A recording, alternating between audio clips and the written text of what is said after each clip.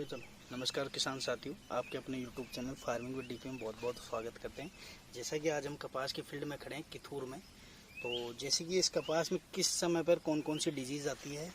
क्या क्या फ़र्क देखने को मिलता है और क्या क्या लॉसेस है जिसकी वजह से आपकी यील्ड में कमी आती है। तो जो यील्ड में कमी आती है उन सब का निदान लेने का कोशिश करेंगे और उनका एक जो प्राथमिक और उपचार जिसे बोलते हैं या जो हम कर सकते हैं या किसान अपने हिसाब से कर सकता है उसका पालन करके आप अच्छा रिजल्ट दे सकते हैं। तो जैसा कि मेनली जो अपन बात करें, जो आपके कपास की क्रॉप्स में मेनली एक तो आपके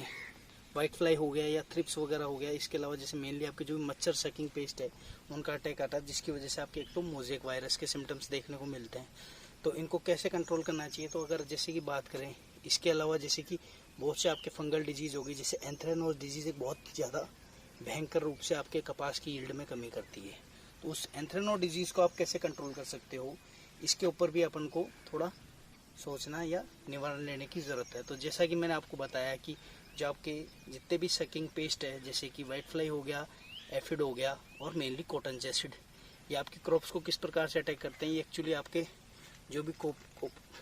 जो भी आपके कपास की नई कली होती है या जो कपास के जो भी पत्ते होते हैं, जो नए फुटान होते हैं, उन पर अपना डंक मार के या अटैक करके आपकी क्रॉप में मोज़ेक वायरस को स्प्रेड करने का काम करते हैं। तो इनका निवारण करने की बात करें तो मेनली फार्मर को एक तो आपके जो भी कपास की फसल है उसमें मेनली एक तो आपको खरपतवार नियंत्रण रखना ज़रूरी है। इसके अलावा जब स्टार्टिंग स्टेज है तो उसमें ज़्यादा से ज़्यादा जर्मिनेशन अच्छा हो, उसके लिए आपको सीड ट्रीटमेंट भी प्रॉपर करना चाहिए। सीड ट्रीटमेंट से आपके दो फायदे होते हैं, एक तो मेनली आपकी जो जनरल क्रॉप्स है यानी कि जिसमें आपके फंगल डिजीज़ है उनका भी एक निवारण मिलता है। इसके अलावा जैसे कि अगर थाइमोएक्सोम या अदर